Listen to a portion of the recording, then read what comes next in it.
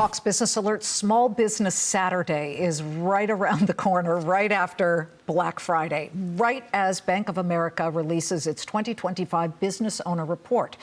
And here are some key findings. Let's start with the good news. 74% of small and mid-sized business owners are expecting to see their revenues increase, and nearly 60% plan to expand their businesses. Now, a little bit of the shaky part here. Half of the 1,072 business owners surveyed by Bank of America did note that supply chain bottlenecks were a cause of concern. 75% of survey respondents say their businesses are currently being impacted by these supply chain blockages, and more than half of those businesses are raising prices as a result. In a Fox Business exclusive, let's bring in the woman who put it all together, Bank of America Business Banking President and co-head Sharon Miller. Sharon, this is good news. I mean, honestly, it's really nice to see that when everybody thinks that small businesses are under stress, at least there are pockets of this that look pretty good. Well, Liz, it's good to see you today. And you're right. We are seeing our clients that took the survey, and then just clients that we have conversations with every single day across the desk. They're really approaching 2026 with cautious optimism. And we are finding that they do expect their revenues to increase. They do expect to expand and grow, which are all good signals as we go into the new year. Well, what is driving their optimism? Well, I think there's some stability. There's stability, although there are still supply chain issues. Those are getting more stabilized. When you think about inflation, that's cooling a bit. And we're also seeing, rates continue to come down. And so that fuels economic activity, especially in the business sector. Well, here's the thing about the tariff, quote, stability. We don't know how stable it is going to be, particularly because in February, the Supreme Court is expected to rule on whether the president's tariffs that he basically slapped in a very widespread way across more than 100 countries, whether those were actually legal, or at least the reason he put behind it, saying it was for national security. And this was started by a small toy business that sued. So, I mean, who knows what that's going to be? So is this almost like a wish list in a way, more aspirational than realization?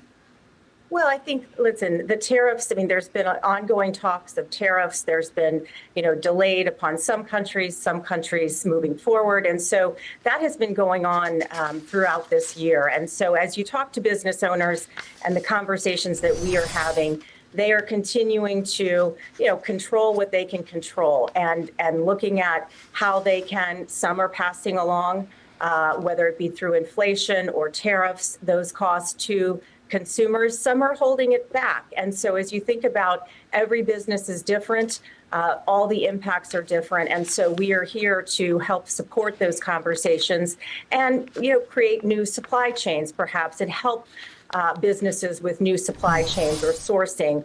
And certainly with labor and the tightness in the labor market, we are hearing also from business owners that they're either working more hours themselves, or they are expanding employee responsibilities, and they're using AI as well, which is creating some capacity and efficiencies. I want to get to AI in a second, but the president put out on Truth Social specifically, at least his optimism that he will win that Supreme Court case.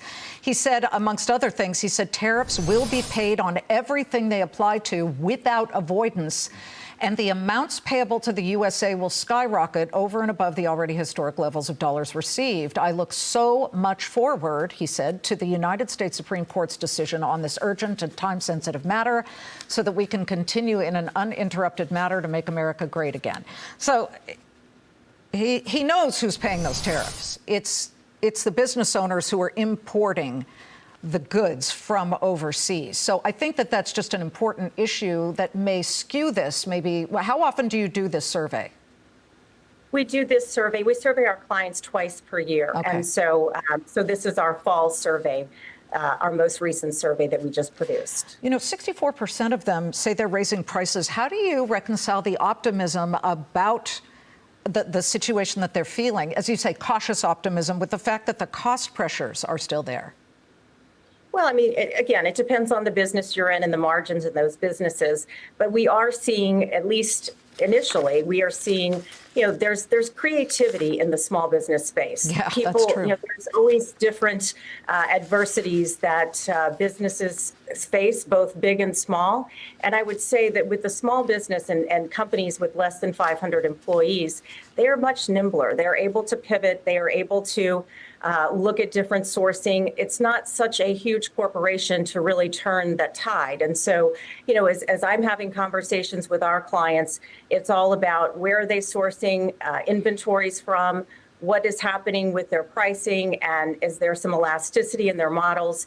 And so those are all considerations. And inflation has increased across this year. And so, we are seeing rising prices, but we're also seeing different supply chains, different sourcing, getting different inventory from different places. You mentioned AI. 77% of businesses say that they're trying to implement some form of AI. How are they using it? And is it something where they can actually maybe cut down on their freight costs? Is it something where they can upsell to the customers they have?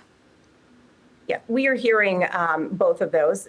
We hear a lot about marketing. So they are using AI for marketing, for sourcing new clients, for efficiencies. I mean, they're looking at their inventory management through the lens of AI, and how does that play into the sourcing that they're doing for their inventory, and how do they continue to become more and more efficient. And so, we know that there is a labor shortage. And as you think about small businesses and their hiring, they're competing against all companies for that talent. And so when you have a company of less than 500 people, every single hire counts. And we really want to make sure that they're getting the right productivity. And we are hearing that companies are getting productivity and efficiency gains through the implementation of AI in their business. Well, tomorrow we get retail sales. It's for September, I believe. So it's rear view mirror looking, but we're waiting on Small Business Saturday, as I'm sure you are too. Sharon, thank you so much. Thank you, Liz, for having me.